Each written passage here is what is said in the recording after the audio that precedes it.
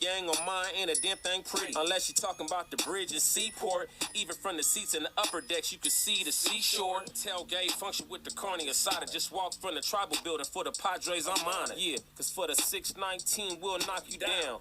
Anything for the Brown, put it on the town. Started back rocking the Brown. Ever since we've been knocking them down. Baby said she wanna go to the game. Taught her how to say Padre gang. What's up, everybody? Welcome to episode 265 of the Talking Friars podcast and YouTube show. I'm your host, Ben Fadden. No World Series game today. Game 2 yesterday, Astros and the Phillies. Every game, I'm going to say the same thing. It kind of stings. The Padres obviously were right there in the NLCS, and it could have been them maybe if some things went their way, if some different moves were made instead of other moves. But can't do anything about it now. Series tied 1-1. Astros attack Zach Wheeler right out of the gate in game 2. And so that series tied 1-1, heading back to Philadelphia for Monday's game 3. I think it's Syndergaard for the Phillies, and the Astros, I think it's Lance McCullers. So that's a pretty actually interesting matchup. But getting to the Padres, obviously, because it's a Padres show here, I'm going to be talking about Luis Garcia and Nick Martinez. Their 2022 seasons, review them, maybe what's next for them, especially Nick Martinez, because he has a player option for 2023, and I don't think he's going to opt into it. It's kind of like Robert Suarez. I discussed Robert Suarez yesterday, so you can go watch or listen to that after this episode 264. And Suarez has an opt-in decision. And I think it's pretty clear that he's going to opt out. He's going to get more on the free agent market. I think that is going to be the same situation for Nick. But I'll get into that in a little bit. First, I want to talk about Luis Garcia first. I mean, this is one of AJ Preller's great signings. I mean, got him from the St. Louis Cardinals in free agency last year. I think it was free agency. 2-year deal, $7 million, so $3.5 million each year for him to be one of your high leverage relievers. That's a win. Going into last year, I thought that Luis Garcia might have gotten a closer opportunity if they didn't have a real closer, right? If they didn't trade for Taylor Rogers, I didn't know that they were going to do that, and I thought he would pitch some high leverage innings, but he I think he was a pleasant surprise for me last year, because he, from what I remember, or I say last year, 2022, he was able to stay healthy, and he was that like eighth inning guy sometimes before the Padres got Josh Hader, because Taylor Rogers, remember, at the end of that tenure with the Padres, he was struggling. He was messing up games against the Detroit Tigers, and in the clubhouse after the game, saying pretty much being content. And I hated the attitude. I was done with Taylor Rogers once that happened. Maybe I'm going off on a tangent here, but I was done with that guy. Right when he said to the media, I lead the league in saves, or I'm second in saves in the league. I think I'm fine. When it was clear he was not fine, he was struggling. And it just felt like he was content with where he was at. And he was looking back on what he'd done this year when that didn't matter anymore. What mattered, what he was doing right there in the moment. And he was speaking to the media like he didn't care about that moment. So I was done with him then. Obviously, they trade for Hader.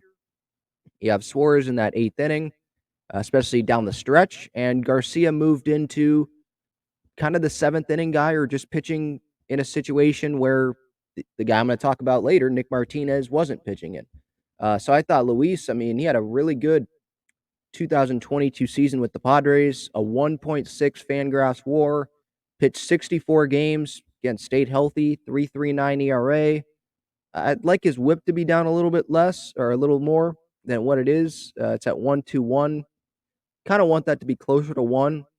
I think below that, maybe he's asking too much. 68 strikeouts, almost got to 70, didn't walk more than 20 guys, 3 home runs, hit 5 batters. Again, played a significant role for this Padres bullpen. Um, at 35 years old, I mean, I wasn't even factoring in his age going into this year, but when you think about it, he pitched a while for the Phillies and Cardinals, and so he does have innings under his belt, and so it was cool that he was able to be healthy this year. Now, obviously, we want him to stay that way, and that's not a guarantee. But if we're just looking back on 2022, I'd have to say it's a success for Luis Garcia. Um, when I was looking for negatives, I mean, I'm writing player reviews right now, gaslantball.com, and so the player reviews that are going out each day, that's who I'm talking about on the show each day here. And in those articles, I'm trying to find positives and negatives for players. I couldn't really find a big negative for Luis Garcia. He stayed healthy, pitched good amount of innings, struck out more batters than he ever has in the big leagues. I was looking at his game logs. He did not allow a run in consecutive outings more than once. I think you allowed 2 runs back-to-back outings. I could be wrong on that, but I think it was once all year long. Um, if you wanna, like, be really, really picky, he gave up a run in game 4 of the NLCS. Steven Wilson, I think, gave up a run in that game as well, but he wasn't the reason the Padres lost that game, obviously. I mean, if you look at game 4, you could point to so many more reasons than Luis Garcia giving up 1 run out of the bullpen. Same thing with Steven Wilson, who I believe I'll talk about tomorrow. Um, it wasn't them. Clev gave up 3 runs in the first inning, couldn't get an out after the offense put up a 4 spot in the first inning.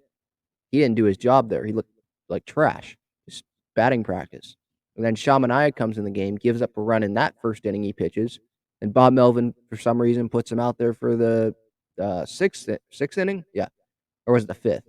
Might have been the fifth. I think it was the fifth. But yeah, because Martinez pitched the first 3. Puts him out there for the 5th inning, his 2nd inning of work, and he gets smashed.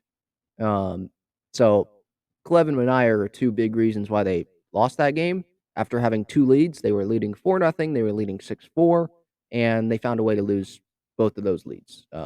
So it was not Garcia. That's my point here. So Garcia, I thought he had a really, really good season for the Padres, and regardless of what happens, unless like Preller goes and makes like 3 big moves for big time relievers or something, which I guess it's not out of the question, but I think he's good with what he has with Hader at the back end right there, and he's gonna maybe try to bring back Suarez or just go replace him with someone else on a cheaper salary that he likes because he's had a successful history, but that is of doing so. But regardless of what happens, who is coming back, who's not coming back, we know Luis Garcia is coming back for 2023, and I'd expect him to have another solid season. I'll expect him, at least right now, to be probably the 7th inning guy. If he's the 8th inning guy, I don't think that's the worst case scenario, definitely. If Preller goes out and gets a 7th inning guy, maybe someone that's not as great as Luis Garcia, and you have Hader as your 9, Garcia as your 8th, and then you have a free agent or a trade reliever as your 7th inning guy. Maybe bring back Pierce Johnson, and then you have Tim Hill still there. You have pieces in that bullpen.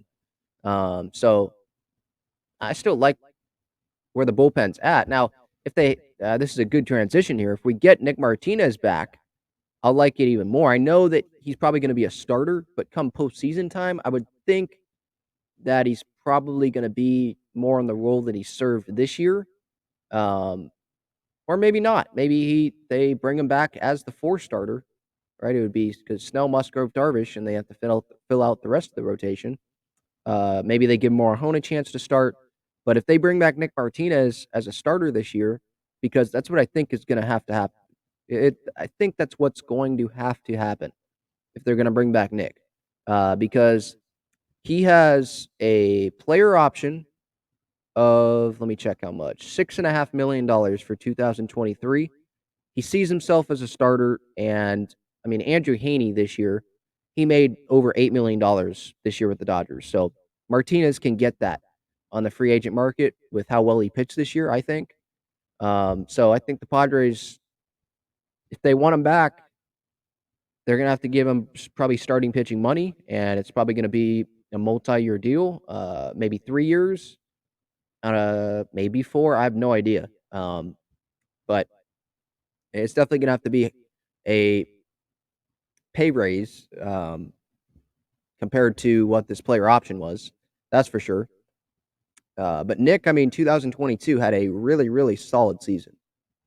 I mean, when you talk about unsung heroes and one of the team MVPs this year, I mean, Nick Martinez is one of the names I got to bring up. Obviously, you think of team MVPs, Manny's one. You think of Darvish and Musgrove and Cronenworth, right? Like, there's some really good guys there. But Nick Martinez, he stayed healthy. He started, right? When Clev was hurt to start the year, he was a starter. And then when the Padres said, I think you're better used in the bullpen, we have Clevenger here, we have Snell. I think we have Manaea. I think you're better off in the bullpen here. He said, okay, I'll move to the bullpen. And he pitched really, really well there. He pitched better in the bullpen than he did as a starter. This year, he had 10 starts, 37 games out of the bullpen, pitched over 100 innings, 3.47 ERA, a 1.29 WHIP. That's walks and hits per innings pitched, 95 strikeouts. His FWAR was 0.5. I'm kind of surprised it was that low, to be honest. But I mean, I could talk about Nick all day. Just him willing to take any role that the Padres thought he would be best for. He views himself as a starter, as I've already said here. And so I expect him to not opt into that player option and be a free agent again and go look what the market's like for him as a starting pitcher. And then get more money than that, what did I say, $6.5 million player option. I think the Padres can bring him back. I think there's a stronger chance that the Padres bring Nick back than Robert Suarez. I would definitely say that.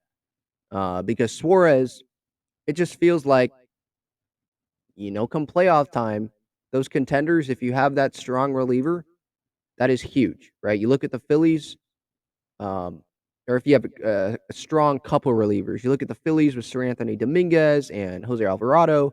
You look at the Astros with Ryan Presley at the back end. Obviously, the Padres had Hader and Suarez. You look at the teams that were bounced early. The Dodgers, what did they have at the back, right? They left Kimber off their roster, right? You look at the Yankees.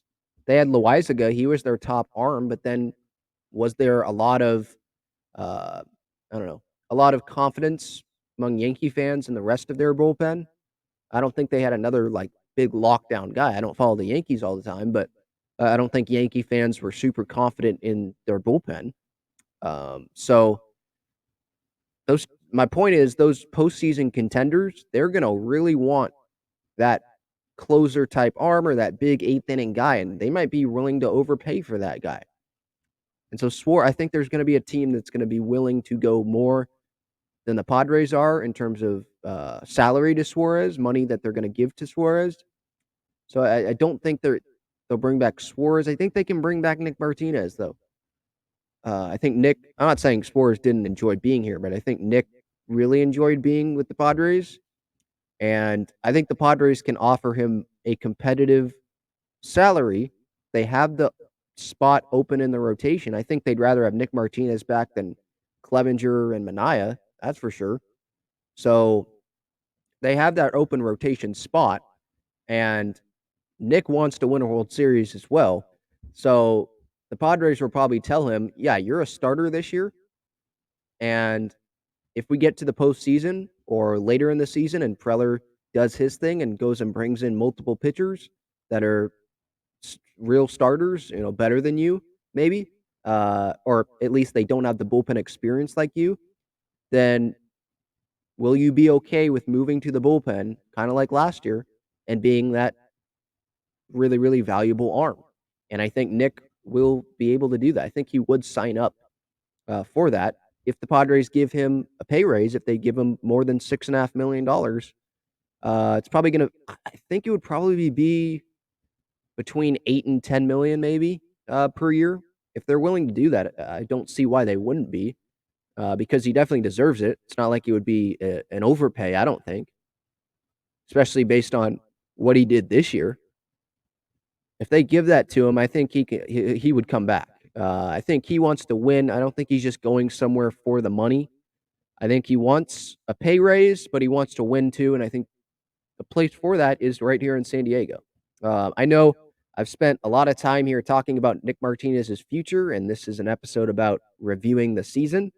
But obviously, as a Padre fan, and there's a lot of Padres fans, they're not really looking back right now at people's seasons. At least that's not what I'm seeing on social media. It's more about, and I understand it because that's just the fan in us. We're always looking forward, especially when the off season comes.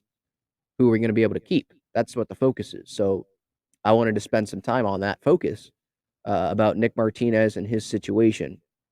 But just getting back to him in 2022, I think he had a 2.67 ERA as a reliever.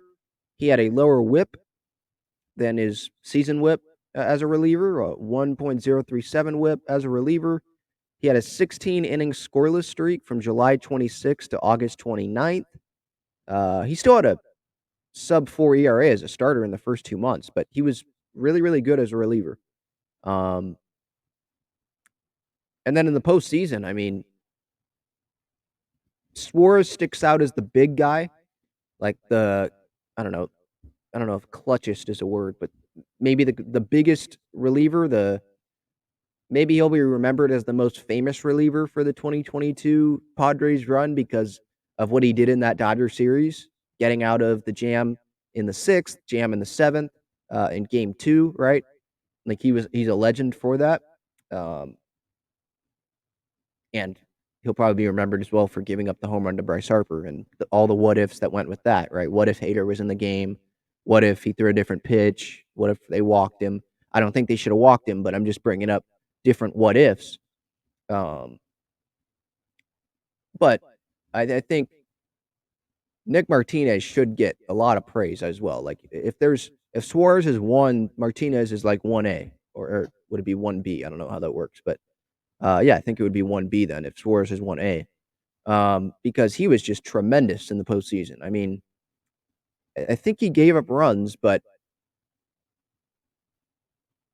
in was it the wild card series? I don't think he gave up any runs.